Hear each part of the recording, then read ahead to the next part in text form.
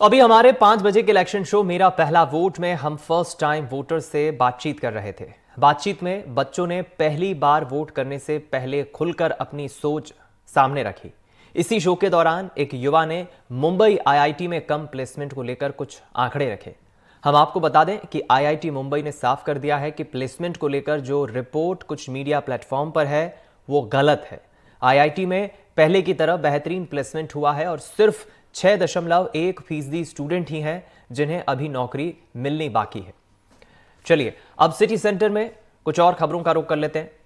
सपा प्रत्याशी के नामांकन रद्द होने पर अखिलेश यादव का बयान सामने आया है। अखिलेश यादव ने बयान देते हुए कहा है कि नामांकन रद्द करना लोकतंत्र की हत्या है। यह बीजेपी की हताशा दिखाता है। बीजेपी पूरे प्रशासनिक तंत्र को भ्रष्ट बनाने की दोषी। इसी घटना की न्यायिक जांच होनी चाहिए।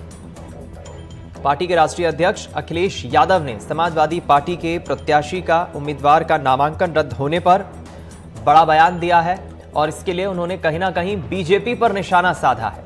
जबकि चूक नामांकन रद्द होने के पीछे तकनीकी कारणों के चलते ये नामांकन रद्द हुआ है कहा जा रहा है, हस्ताक्षर नहीं हुए हैं। चलो ज्यादा जानकारी इस खबर पे हम लेंगे। अमृतांशी जोशी हमारे साथ हमारी सहयोगी जुड़ गई है। अमृतांशी, नामांकन जरूर रद्द हुआ है खजुराहो से सपा उम्मीदवार का, लेकिन अखिलेश यादव इसी बहाने अब बीजेपी पर हमला बोल रहे हैं। देखिए, शायद दीपक, हम में से किसी को उम्मीद नहीं थी कि लोकतंत्र में इस तरह का खासतौर से खजुराहो सीट पर कुछ होगा, क्योंकि देखिए तकनीकी कारणों की वजह से जो नामांकन निरस्त हुआ है, जो कि अधिकारियों द्वारा ये हवाला दिया जा रहा है कि नामांकन की जो प्रक्रिया थी उसमें कहीं पर साइन नहीं हुए हैं, जिस कारण से जो है वो नामांकन निरस्त माना जा रहा है। लेकिन देखिए, क्योंकि समाजवादी पार्टी इकलौती सीट पर मध्य प्रदेश में कंटेस्ट कर रही थी और ऐसे में उनके जो प्रत्याशी उन्होंने उतारे, उनका नामांकन निरस्त होता है। अब देखिए राजनीतिक जो इस तरीके से हम कह सकते हैं कि जो हमले हैं वो तो तेज हो ही गए हैं। ऐसे में जो सपा प्रत्याशी जिनका नामांकन निरस्त हुआ है, सपा सुप्रीमो अखिलेश यादव ने इसको लेकर देखिए ट्वीट किया है और इसको लोकतंत्र की हत्या बताया है। उन्होंने यहाँ पर देखिए जो मशीनरी है उस पर भी आरोप लगाते हुए कहा है कि हस्ताक्षर नहीं थे तो अधिकारी ने वहां पर साइन क्यों नहीं करवाया, और ये सब हार के बहाने हैं। कैमरे के सामने छल कर सकते हैं, फॉर्म मिलने के बाद भी पीठ पीछे साजिश रची जा रही है, ऐसे आरोप जो है वो अखिलेश यादव यहाँ पर लगाते हुए नजर आ रहे हैं।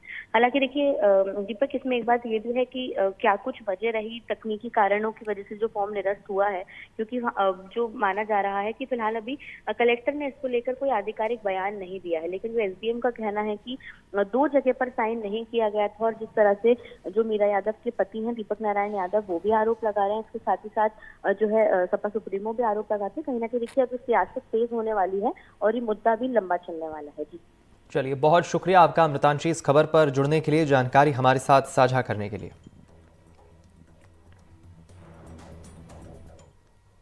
इधर रायपुर से खबर है, जहां आग लगने के बाद अभी भी फायर कर्मियों की मशक्कत का दौर जारी है। लगभग 3 घंटे का वक्त हो चला है।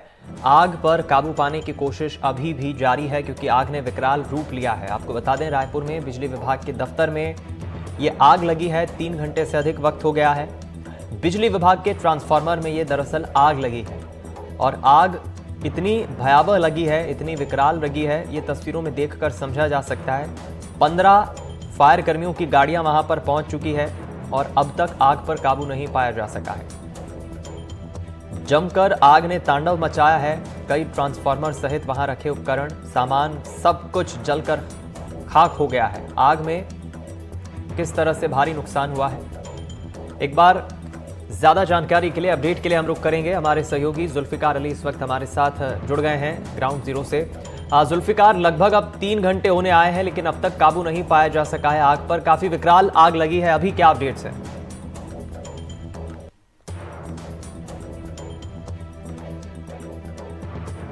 जुल्फिकार, सुन पा रहे हैं आप? चलिए, लगता है हमारा संपर्क नहीं हो रहा है हमारे सहयोगी से। एक बार फिर हम जुड़ने की कोशिश करेंगे। जुल्फिकार, सुन पा रहे हैं आप?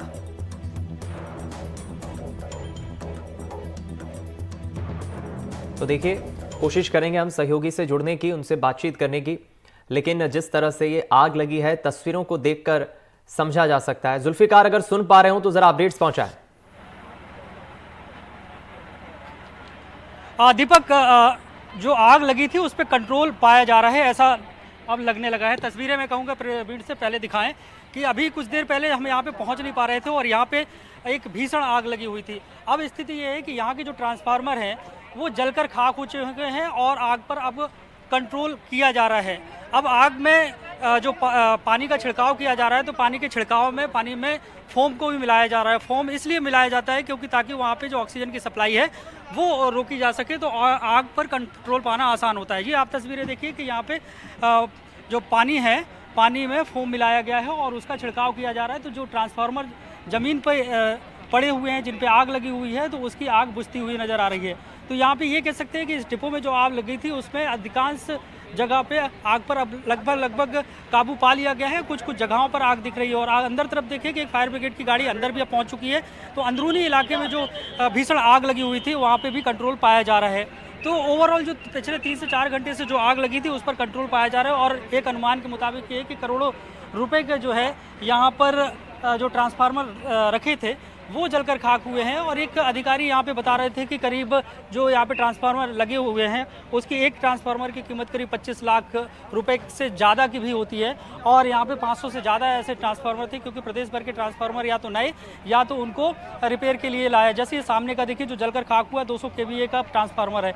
तो अलग अलग तरीके के यहाँ ट्रांसफार्मर हैं और जो जलकर यहाँ पे पूरी तरीके से खाक हो चुके हैं। तो करोड़ों रुपए का नुकसान हो चुका है। और अभी जो विस्फोट यहाँ पे हो रहे थे इसके पहले, तो वो विस्फोट होने की वजह ये है कि जो सिलेंडर नुमा यहाँ पे जो ट्रांसफार्मर के ऊपर बना हुआ है इसमें एक ऑयल होता है। ऑयल में आग लगने की वजह से लगातार इसमें विस्फोट की आवाज़ें सुनाई दे रही थी और अब जो है दमकल कर्मियों की गाड़ियाँ यहाँ पे पहुँची हुई हैं और ये कहा जा सकता है कि बहुत बड़ी संख्या में यहाँ पे फायर ब्रिगेड की गाड़ियों ने कई राउंड यहाँ पे पानी बरसाया है और अब पानी के साथ जो है यहाँ पे फोम मिक्स करके उसको बरसाया जा रहा है ताकि आग पर काबू पाया जा सके। जी दीपक। जुल्फिकार, क्या अभी तक किसी बिजली विभाग की तरफ से किसी अधिकारी ने कोई बयान दिया है इस मामले में? ये चूक कहां हुई, ये लापरवाही थी या क्या कारण रहा, इतना विकराल रूप ले लिया आग ने और इतना नुकसान हो गया?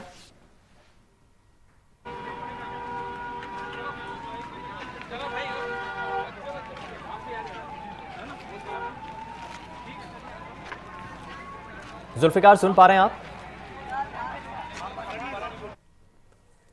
चलिए, तकनीकी कारणों के चलते लगता है संपर्क नहीं हो रहा है, लेकिन तस्वीरों को देखकर समझा जा सकता है। हमारे सहयोगी बता रहे हैं कि लगभग अभी फिलहाल इस आग पर काबू पा लिया गया है और फायर कर्मियों की टीम लगातार 3 घंटे से जो मशक्कत कर रही है, अब लगभग आग पर काबू पा लिया गया है लगभग कई जगह, लेकिन अभी भी आग सुलग रही है। और सबसे खास बात यह है कि इसमें काफ़ी नुकसान हुआ है, ट्रांसफार्मर्स कई सारे जलकर खाक हुए हैं।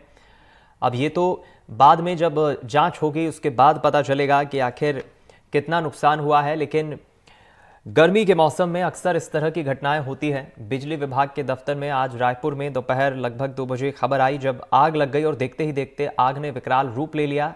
आग ने जमकर तांडव मचाया और काफी नुकसान पहुंचाया है।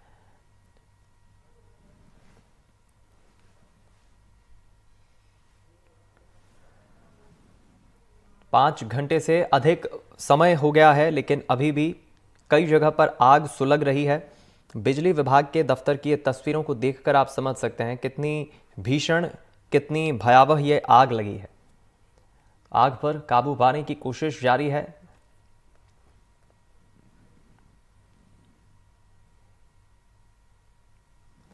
सुकमा में सुरक्षा बलों को सफलता हाथ लगी है, जहां महिला सहित 2 नक्सलियों ने सरेंडर किया है। दोनों नक्सलियों पर 8-8 लाख का इनाम था।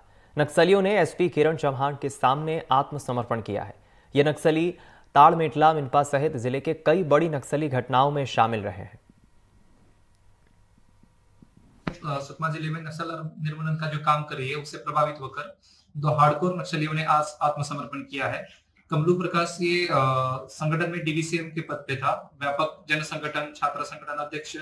इसके अलावा किसाराम एरिया का कमांडिंग चीफ रहा है, विभिन्न घटनाओं में शामिल रहा है। नक्सलियों की जो खोखली विचारधारा है उससे परेशान होकर कमलू प्रकाश ने आज हथियार रख दिया और मेरे सामने आके आत्मसमर्पण किया है। इस संगठन में AK-47 हथियार धारित करता था और इसके आत्मसमर्पण की वजह से संगठन को बड़ा नुकसान हुआ है। लोकसभा चुनाव के पहले चरण के लिए मतदान प्रक्रिया की शुरुआत हो गई है। चुनाव आयोग घर घर जाकर दिव्यांग और 85 वर्ष से अधिक उम्र के वोटर्स को मतदान करा रहा है। आपको बता दें, जबलपुर जिले में 1400 दिव्यांग और बुजुर्ग मतदान करेंगे। आज हम लोग घर घर मतदान जो 85 वर्ष से अधिक बुजुर्ग हैं या अंधे फिसलांग जो कि जा करके पोलिंग बूथ तक वोट नहीं डाल सकते, उनका वोट कराने के लिए उनके घर घर जाके वोट करा रहे। उसमें हमको 98 उत्तर विधानसभा में हम लोगों को 13 क्या कहते वोटर्स हैं जो जिनके घर घर जाके वोट कराना है। उसमें क्या कहते हैं तुम्हारा ग्रीन सिटी है, ITI माड़ोताल है, ट्रांसपोर्ट नगर है, मनमोहन नगर है, शिवनगर के 2 वोटर हैं, कसोधन नगर के 2 वोटर हैं, अम्बेडकर कॉलोनी के 2 वोटर, लाल बहादुर शास्त्री का 1 और JDA गार्डन के 1, ऐसे 13 वोटर सबकी हमको वोट डलवाने का है आज। बेमेतरा जिला बनने के बाद जिला मुख्यालय के शासकीय अधिकारी और कर्मचारियों के लिए राज्य शासन की ओर से कुल 109 शासकीय भवन बनाए गए, जिसमें ट्रांजिट हॉस्टल में 24 कमरे, सर्व सुविधायुक्त भवन के अलावा सर्किट हाउस के 40 भवन और मोहभटा के पास 44 भवनों का निर्माण किया गया है। अभी जिला मुख्यालय में कार्यरत शासकीय अधिकारी और कर्मचारियों को भवन आवंटित किया जाना है, लेकिन प्लेसमेंट और संविदा में कार्य करने वाले कर्मचारियों को शासकीय अधिकारियों के लिए भवन को आवंटित कर दिया गया है, जिसके चलते जिला मुख्यालय के कई अधिकारी कर्मचारी दुर्ग और रायपुर से आने जाने को मजबूर हैं। हालांकि इस मुद्दे पर जब हमने कलेक्टर से बातचीत की तो उन्होंने कहा कि आपके माध्यम से मुझे अभी जानकारी मिली है, भौतिक सत्यापन कर उचित कार्रवाई करेंगे। आपके माध्यम से मुझे पता लगा है, मैं एक बार कुल रिक्त आवासों की स्थिति चेक करवा लेता हूं और उसके हिसाब से फिर जो पात्र हैं उनको आवास आवंटित किए जाएंगे। बेमेतरा जिले में शासकीय कर्मचारी शासकीय भवन के लिए तरस रहे हैं, लेकिन हालात ये हैं कि बेमेतरा में संविदा और प्लेसमेंट में काम करने वाले कर्मचारियों को शासकीय भवन अलॉट कर दिया गया है। मैं इस वक्त खड़ा हूं बेमेतरा के एक ऐसे ही शासकीय ट्रांजिट हॉस्टल में, जहां पर शासकीय कर्मचारियों को उन्हें रुकने के लिए भवन उपलब्ध कराया जाता है। लेकिन बेमेतरा में एक अगली अलग ही कहानी लिखी जा रही है। दरअसल यहाँ पर प्लेसमेंट और जो है संविदा में कार्य करने वाले कर्मचारियों को शासकीय भवन अलॉट कर दिए गए हैं, लेकिन वर्तमान में जो शासकीय कर्मचारी हैं उन्हें भवन के लिए इधर उधर तरसना पड़ रहा है। कई बार वो अधिकारियों से गुहार भी लगा चुके हैं, लेकिन अब तक उन्हें शासकीय भवन नहीं मिला है और वो किराए के भवन में रह रहे हैं। अब देखने वाली बात है कि क्या प्लेसमेंट में जो कार्य करने वाले कर्मचारी हैं और संविदा कर्मचारी हैं उन्हें भवन अलॉट किए हैं उसे हटाया जाता है और शासकीय कर्मचारियों को अलॉट कराया जाता है कि नहीं कराया जाता, या फिर किसी पहुंच की वजह से उन्हें ये भवन मिला है, या तो जांच का विषय है। छत्तीसगढ़ के कांकेर में शराबबंदी के लिए बीते 2 महीनों से ग्रामीणों ने पूर्ण शराबबंदी के खिलाफ मुहिम छेड़ रखी है, जिसके चलते गांव के 90% लोगों में सुधार देखने को मिला है। इस मुहिम के अंतर्गत महिलाएं रात में गश्त करती हैं और शराबखोरी पकड़े जाने पर 30,000 के जुर्माने का प्रावधान है। लेकिन अभी भी गांव में कुछ तत्व ऐसे हैं जो सुधरने का नाम नहीं ले रहे। इसी सिलसिले में 11 गांव के ग्रामीणों ने पुलिस अधीक्षक से मुलाकात की है। आपको बता दें, NDTV ने इस मुहिम को लेकर प्रमुखता से ग्राउंड रिपोर्ट की थी, जिसके लिए ग्रामीणों ने NDTV का धन्यवाद भी दिया। अफीम किसानों के लिए यहाँ शीतल जल का व्यवस्था किया गया है पानी पीने के लिए, और आज हम लोग 18 गांव लिए थे और लगभग 350 कृषक यहाँ अफीम तौल केंद्र पे आए हैं, और ये अफीम तौल 7 तारीख तक चलेगा। ये चीरा लगा हुआ अफीम का तौल जो है 7 तारीख तक चलेगा, उसके बाद फिर CPS का तौल चलेगा। चारमा ब्लॉक के लगभग 11 गांव के लोगों ने शराबबंदी की मुहिम छेड़ी थी।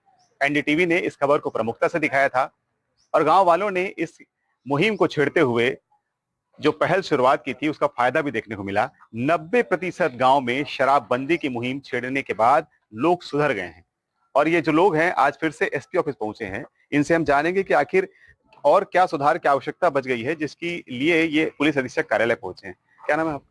गंगाराम जी। क्या सुधार हुआ गांव में? क्योंकि हमने भी देखा था कि हम खबर चलाए थे, उसमें जो आपकी प्राथमिकता थी कि शराबबंदी हो, गांव में किस तरह इसका लागू हुआ, क्या असर पड़ा? सर, हमारे गांव यानी कि 11 गांव में सभी एक मुस्त होकर के महिलाएं शाम को गश्त करते हैं। उनमें से कुछ यानी कि 10% के आसपास लोग बाकी हैं। उनको सुधार के लिए हमने SP ऑफिस कार्यालय आए हैं और हम साहब से निवेदन किए हैं, वो भी आश्वस्त किए हैं कि हम जरूर सहयोग करेंगे। जहां आपकी आवश्यकता होगी हमारी, वहां हम अपने पुलिस टीम सहयोग करेगी, ऐसा हमें आश्वासन किया है। कितने % सुधार हुआ है गांव में? अभी गांव में लगभग 80-90% सुधार हुआ है पहले की अपेक्षा। तो हम 10% को सुधारने के लिए आज एसपी ऑफिस में आए और हमको एसपी साहब ने आश्वासन दिया है कि हमारा सहयोग आप लोगों को बिल्कुल मिलेगा। यही कहा कि हमने भी आपकी मुहिम में एक छोटा सा भागीदारी निभाया था, क्या कहना चाहेंगे आप? नहीं, आप लोगों की सहयोग अच्छा रहा। आप लोगों के एक संचार की व्यवस्था है, आप लोगों ने हमारे क्षेत्र में और पूरा बस्तर संभाग में आपके चैनल के माध्यम आज पूरा बस्तर संभाग पूरा आदिवासी क्षेत्र है, लेकिन कहीं न कहीं हमारे क्षेत्र हमारे गांव से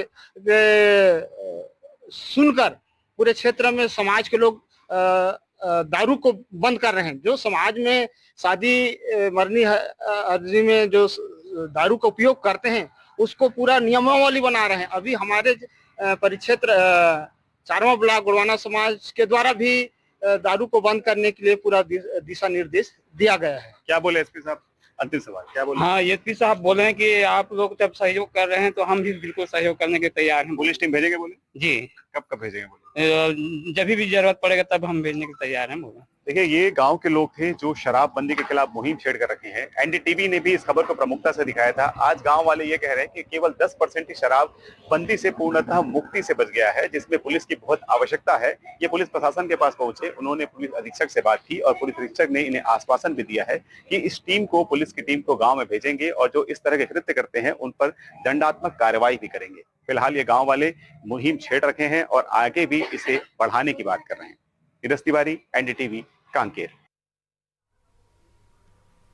उज्जैन में ज्वेलर्स की दुकान से चोरी का मामला सामने आया है, जहां ज्वेलर्स की दुकान से 20 लाख रुपए के सोने चांदी के जेवर लेकर चोर फरार हो गए। आपको बता दें, रात में गश्त के दौरान पुलिस को एक ज्वेलरी शॉप का ताला टूटा हुआ मिला, जिसके बाद पुलिस ने दुकान मालिक को सूचना दी तो शॉप के अंदर सामान बिखरा हुआ था। पुलिस ने मामला दर्ज कर पास में लगे सीसीटीवी फुटेज को खंगालना शुरू किया है। फुटेज के आधार पर एक नाबालिग को पकड़कर पुलिस पूछताछ कर रही है। बताया जा रहा है उसने अपनी मां के कहने पर वारदात को अंजाम दिया था। फिलहाल पुलिस मामले की जांच में जुटी है।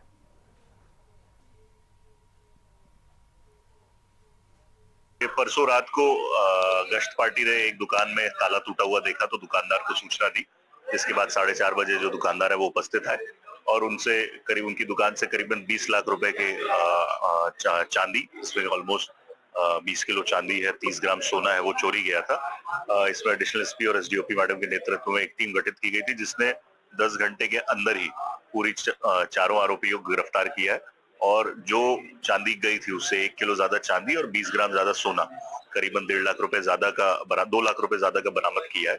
पूरी टीम को आईजी साहब की तरफ से 30,000 रुपए इनाम दिया जा रहा है। मंदसौर में किसानों से अफीम खरीदने के लिए शासकीय केंद्र लगाया गया है और यहां सैकड़ों की संख्या में किसान अफीम लेकर पहुंचे हैं।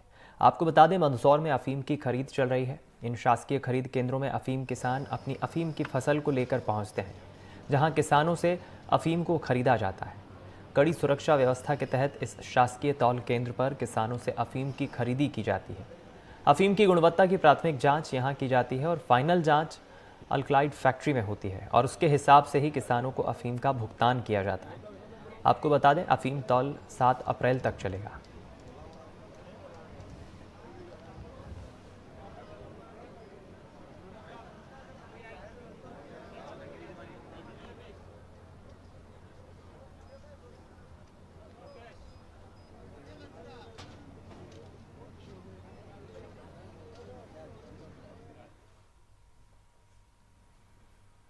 बढ़ते हैं अगली खबर की ओर। खबर गरियाबंद से है। गरियाबंद में मैनपुर पुलिस के हाथ बड़ी कामयाबी लगी है। पुलिस ने बस में सफर कर रही 3 महिलाओं को 30 किलो गांजे के साथ गिरफ्तार किया है। आपको बता दें, सभी महिला आरोपी यूपी के बलिया जिले की रहने वाली है। जब्त गांजे की कीमत बाजार में 3 लाख रुपए बताई जा रही है। सुबह के टाइम पर ये रायल बस जो जगहों से रायपुर को जाती है, इस संदिग्ध हालत में 3 महिलाएं मिली और जो बड़े बड़े उनके ट्रॉली बैग रखा हुआ था, संदेह होने पर उनकी बैगों की तलाशी ली गई तो उसमें लगभग तीनों के पास से 30 किलो गांजा, करीब जो मार्केट भाव 3 लाख रुपए की है और तलाशी पर उनके बैग से 10-10 किलो की गांजा पाई गई, जो साड़ी के बीच में पैकेट नुमा जो साड़ी पैकेट होती है ऐसा बना के रखी गई थी। जनपद पंचायत जशपुर में पदस्थ पीओ नमिता ठाकुर और लेखपाल पूजा सोनी पर भ्रष्टाचार और कमीशन खोरी के गंभीर आरोप लग रहे हैं, जिसके तहत ग्राम पंचायत के सरपंचों ने इसकी शिकायत जिला पंचायत सीईओ से की है। ऐसे में शिकायत के आधार पर दोनों ही कर्मचारियों के खिलाफ 3 सदस्यीय जांच टीम गठित कर जांच प्रतिवेदन प्रस्तुत करने के निर्देश दिए गए हैं। फिलहाल पूरे मामले में प्रतिवेदन के तथ्यों के आधार पर आगे की कार्रवाई की जा रही है। पंचायत टांगोटली दुबराज नाम पीओ मैडम का व्यवहार सही नहीं है। निर्माण कार्य का भुगतान सही समय में नहीं किया जाता है, बार बार घुमाया जाता है, जबकि पूरा फाइल तैयार रहता है। गोठान का पेमेंट अभी भी बकाया है, जो कि गोठान बनाए 3 वर्ष पूर्ण हो चुके हैं। हर कार्य में पैसे का मांग करती है। क्या शासन के द्वारा तनख्वाह नहीं मिलता है? मेरे यहाँ ग्राम पंचायत सारोठी में मनरेगा योजना के तहत राजीव गांधी सेवा केंद्र बन के पूर्ण हो गया। अब उसका मतलब वैल्यूएशन सही हुआ नहीं हुआ, भुगतान मेरा आज तक पूरा कंप्लीट नहीं हुआ। भुगतान नहीं होने के कारण जब सही नहीं हुआ है तब तो सीसी नहीं लग रहा है, वो हो गया एक ठू। और जैसे गोठान में पानी टंकी और कोटना, इसका भुगतान होने के पहले सीसी कैसे लग गया? नरेगा पीओ और लेखापाल के संबंध में हमारे पास जो शिकायत प्राप्त हुई थी, उसी के संबंध में हम यहाँ जांच के लिए उपस्थित हुए थे। जांच के दौरान जो भी तथ्य पाए जाएंगे उसके संबंध में आवश्यक कार्रवाई की जाएगी। लगातार लोग आरोप लगा रहे हैं मैडम। नहीं, हमारे पास जो है, हमारे पास तो पहला शिकायत है जो हमको प्राप्त हुआ है। इसके आधार पर टीम गठित की गई है और जो भी निर्णय होगा वो प्रक्रिया के अधीन किया जाएगा। गलत पाए जाने पे कार्रवाई होगी? जी अवश्य। इस बुलेटिन में इतना ही। दीजिए इजाजत। नमस्कार।